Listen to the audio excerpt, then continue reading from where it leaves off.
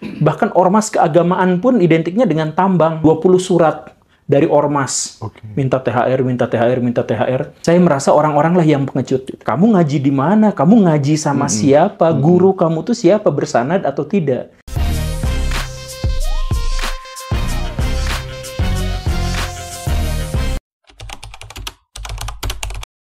Sebenarnya saya tuh tidak kritis terhadap pemerintah. Saya kritis terhadap kebijakan-kebijakan pemerintah. Jadi sampai sejauh ini saya bekerja sama dengan beberapa instansi pemerintah, itu masih sampai sekarang. Saya berteman, berdiskusi, dan bekerja sama dengan buzzer-buzzer pemerintah, itu sampai sekarang masih. Jadi saya tidak mengkritisi pemerintah, saya mengkritisi kebijakan pemerintah. Dan begitupun dengan orang-orang yang mengatasnamakan dirinya sebagai orang sakral, orang suci, orang yang harus dipuja, dipuji, dan sebagainya.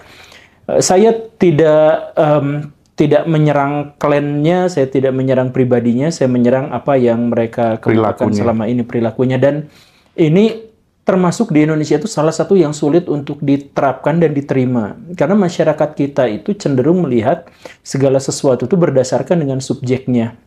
Jadi misalkan ada dua orang, yang satu mengatakan A, yang satu lagi mengatakan A. Dua-duanya sependapat. Tetapi kalau yang mengatakannya itu berasal dari golongan yang berbeda, itu bisa ditentang yang satu diterima. Padahal ngomongnya sama. Nah, karakteristik masyarakat di Indonesia itu gitu. Nah, jadi makanya kalau misalkan kita berdiskusi dengan orang-orang di antara kita, biasanya kemudian berbeda pendapat, biasanya di antara mereka itu tidak mengajukan argumentasi, tapi justru mengajukan hal-hal yang berhubungan dengan subjek. Misalkan, harusnya ulama tuh gini. Bukan dibantah argumentasinya, tapi kamu ngaji di mana? Kamu ngaji sama siapa? Guru kamu tuh siapa? Bersanad atau tidak? Nah, jadi balik lagi kepada subjek-subjek itu, mereka tidak mau berargumentasi terkait dengan konten dan objek. Karena masyarakat kita adalah masyarakat yang inferior, masyarakat terjajah, masyarakat yang penakut. Sehingga untuk berpikir, mereka anggap itu sesuatu yang berlebihan. Untuk beristihad, mereka anggap sebagai sesuatu yang berlebihan. Sehingga mereka justru harus mengaitkan pikiran, penafsiran, gagasan mereka kepada orang-orang yang dianggap memiliki otoritas. Nah, saya lawan orang-orang yang memiliki gagasan seperti itu. Dari mana itu bermula? Saya juga sebenarnya sudah bercerita bahwa saya tuh tidak merasa berani. Saya merasa orang-orang lah yang pengecut.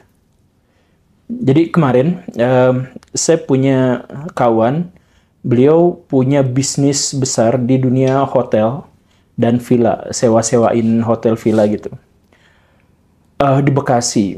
Nah, dia tunjukkan kepada saya foto bahwa menjelang Lebaran kemarin itu, di mejanya yang ada lebih dari, mungkin dugaan saya 20 surat dari ormas. Minta THR, minta THR, minta THR. Di Bekasi itu ada yang lambangnya tangan gini, ada yang macam-macam segala rupa. Lalu saya bilang, wah ini udah bener-bener keterlaluan. Saya posting ya. Oh jangan please, nanti habislah saya.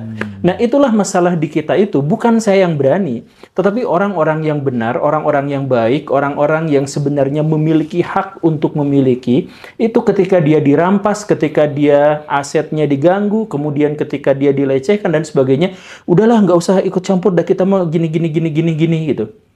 Ya dia sebagai pengusaha hotel, kenapa nggak lawan saja itu? Gitu. Cara lawannya bagaimana? Ya banyak cara untuk melawan, apalagi dia seorang pengusaha hotel. Ormas di Indonesia tuh dulunya baik-baik. Dan mereka awalnya itu minta THR itu, ya bukan benar-benar minta, ya bukan maksa gitu.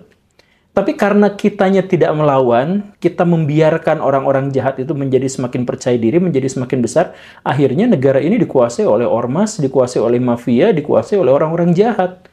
Dulu istilah ormas itu tidak berkonotasi negatif. Iya kan? Iya. Ingat, tentu saja ingat. Dulu kita tidak pernah berpikir bahwa ormas itu negatif, tapi sekarang kita berpikir bahwa ormas itu negatif gitu. Bahkan ormas keagamaan pun identiknya dengan tambang gitu. Ya, kenapa bisa sampai serendah itu? Bukan gara-gara mereka memutuskan untuk menjadi orang jahat, tapi karena orang-orang baik yang jumlahnya sangat besar, sangat masif ini bungkam, diam. Nah, jadi apakah saya pemberani? Saya tuh merasa diri saya tuh nggak berani,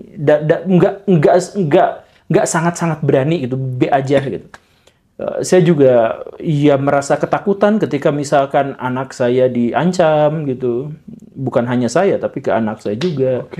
Dan lain-lain. Saya juga ngerasa takut sama seperti orang lain gitu. Bahkan ada telepon malam-malam, tolong konten video yang ini dihapus ya dan sebagainya.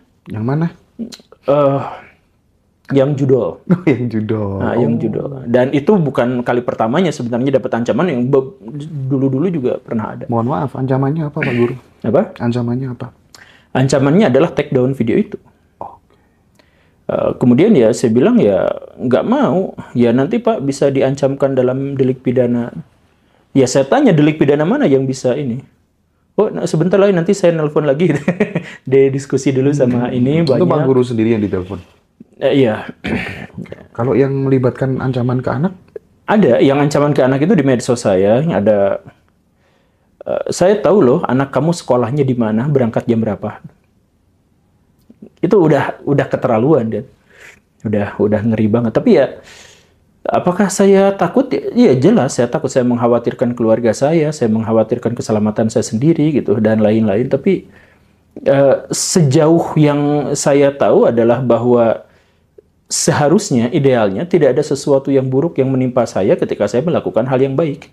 Kalau misalkan ternyata saya melakukan hal yang baik kemudian mendapatkan hal yang buruk, maka hakikatnya hal buruk itu adalah hal yang baik. Iya, sesederhana itu kan. Nah, jadi saya selalu percaya bahwa kehidupan saya itu adalah kehidupan yang tidak bermakna.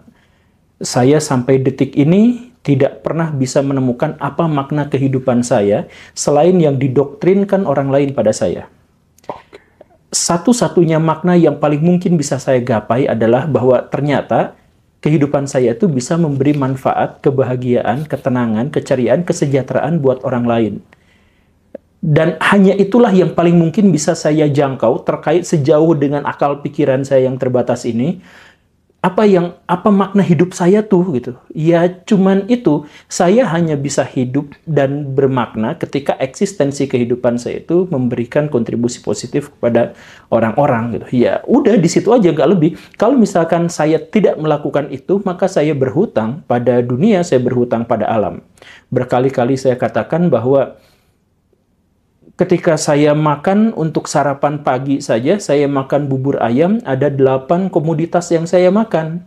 Dan itu jumlah yang paling serakah yang pernah dikenal bumi. Cuman makan pagi aja, kita membutuhkan sawah, padi, kita membutuhkan perkebunan seledri, kita membutuhkan peternakan ayam dan telurnya. Kita membutuhkannya untuk sarapan 1 porsi. Dan kita makan sehari 3 kali. Dan kita masih mengeluh dengan itu semua. Dan sebagian bahkan kita buang begitu saja. Nah, artinya apa? Kehidupan manusia itu sangat berhutang besar kepada alam. Jadi, jangan sampai hidup saya itu justru bukannya sia-sia, tapi negatif. Tapi malah berhutang tidak dibayar kepada alam. Jadi, iya, saya harus memberikan kontribusi yang jauh lebih besar daripada apa yang diberikan alam kepada saya. Prinsip seperti ini, seperti pertanyaan saya di awal tadi, muncul setelah fenomena itu, atau sudah dari dulu ketika sekolah SMP, SMA itu? Kalau yang tadi saya juga lupa, maaf ya. Penyakit saya sering dikritik istri saya. Kalau ngomong tuh kesana kesini dulu. Soal keberanian saya muncul dari mana, kalau itu dianggap sebagai keberanian, saya juga pernah bilang itu muncul gara-gara saya baca komik Dragon Ball nomor 41. Iya, sesederhana itu. Dulu tuh, saya tuh penakut dulu tuh. Oke. Dulu tuh saya, karena di luar yang orang kira, saya tuh termasuk orang yang suka lihat hantu. Saya tidak tahu apakah itu halusinasi, atau sugesti, atau delusi, atau saya memang benar melihat beneran dan sebagainya, saya tidak tahu itu. Tapi sejak kecil saya tuh termasuk orang yang suka melihat hantu, karena itu saya tuh penakut. Nah, bahkan beberapa hantunya itu dilihat bersama sama keluarga gitu. Jadi nobar hantu tuh. Nah, sekali lagi ya, saya nggak tahu itu hantu beneran, delusi, atau itu prank orang dan sebagainya nggak. Tapi saya masa kecil itu penuh rasa takut. Sampai di SMP, kelas 1 atau kelas 2, ada kawan saya yang memberi saya pinjam komik Dragon Ball nomor 41, yang isi ceritanya itu ada 2 anak kecil berusia 6 dan 7 tahun, atau mungkin 5 dan 6 tahun, itu diserahi tugas untuk bisa berhadapan dengan musuh paling mengerikan di dunia. Bahwa si musuh itu bisa menghancurkan bumi hanya dengan sekali bersin. Bahwa si musuh itu bisa mengubah apapun menjadi apapun.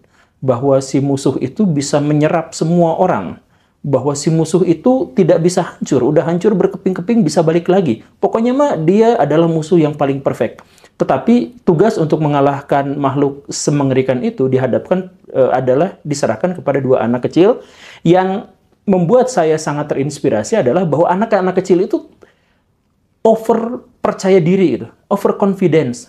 Harusnya oke lah saya terima, tapi pasti ketakutan gitu. Ini mah malah sombong di depan si makhluk paling brutal itu gitu. Sombong di depan makhluk yang paling mengerikan. Dan di situ tuh taruhannya cuma sederhana. Kalau kalah, mati dan seisi bumi hancur. Kalau menang, ya berarti saya bisa menyelamatkan seluruh umat manusia. Pilihannya hanya itu. Tapi dia percaya diri. Nah, ya saya pikir-pikir juga, rasa takut paling besar manusia itu apa ya? Ya paling sama kematian. Mati. Ya itu kan. Tapi nggak ngeri-ngeri amat kayaknya sih. Ya karena di cerita komik Dragon Ball itu, ini kan, ada dunia lain gitu. Ada dunia setelah kematian, dan di dunia setelah kematian itu ya ternyata ya baik-baik saja, hidupnya santuy-santuy aja gitu. Ya saya pikir kan saya juga punya kepercayaan agama yang kurang lebih menceritakan bahwa setelah kehidupan ini ada kehidupan berikutnya, dan kehidupan berikutnya itu ya seharusnya saya harus santuy-santuy di sana dan nyaman-nyaman ada di sana gitu. Ya sudah gitu. Jadi saya yakin sekali bahwa apa yang orang lain pahami tentang keberanian saya itu awal mula titik temunya itu dari komik itu.